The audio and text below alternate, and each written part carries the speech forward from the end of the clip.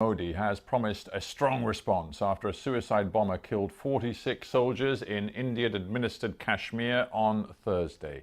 India has said it will ensure the complete diplomatic isolation of Pakistan following the attack, the deadliest to hit the disputed territory in decades. India accuses Pakistan of failing to act against the militant group based in Pakistan, which said it carried out the bombing. Well, we can go live now to our correspondent Sangeeta Maiska in Delhi. Sangeeta, over to you.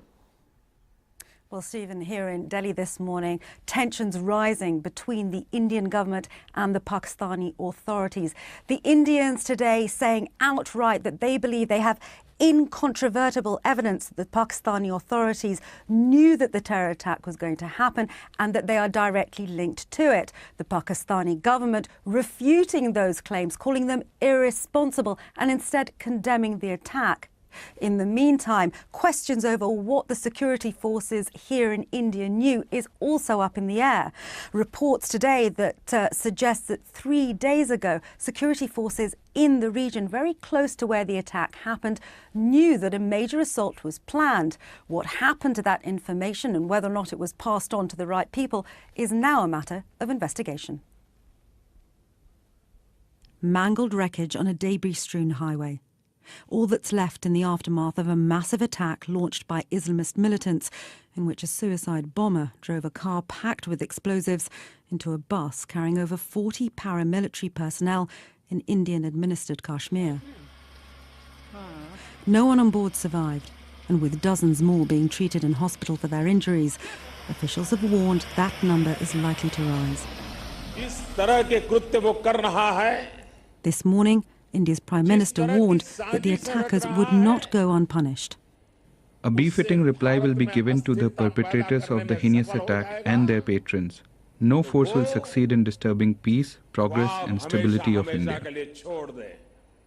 Local man Adil Ahmed Dar is believed to be the man responsible for the attack, according to Indian authorities.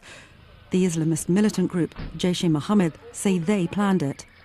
The organisation, based in Pakistan, has been active in Indian-administered Kashmir for nearly 20 years, fighting for the state's independence.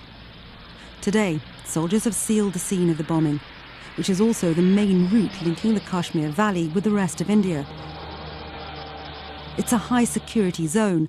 How militants were able to obtain, store and use explosives without detection has now become a key focus of investigations by anti-terror police.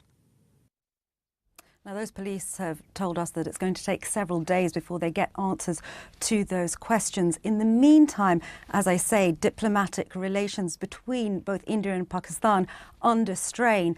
We've been hearing this morning that Indian officials have now summoned Pakistan's High Commissioner to come and meet them to discuss their concerns over what Pakistan knew and when. The security forces would be given free rein in their response. What do you think that means? What are the options, really, that the Indian security forces have? So this is a really interesting question. What we've already seen is the Chief Minister of Jammu and Kashmir appealing to the Indian government for security to be stepped up. Stephen, what we know is that there are about 500,000 Indian soldiers already stationed there. And what we've seen this morning are pictures of security forces up along that main highway. It's worth stressing that that highway is the only route really linking that part of Kashmir, which, as I said in my report, is a security zone, and the rest of India. So we've seen security forces stepping up action there. The question is what happens next on a diplomatic front. We understand that Indian authorities will be appealing to the UN to have Pakistan declared a terrorist state. We know that they've tried that in the past 3 times, in fact, and on each occasion they were blocked by the Chinese. Sangeeta, thank you very much indeed for that update.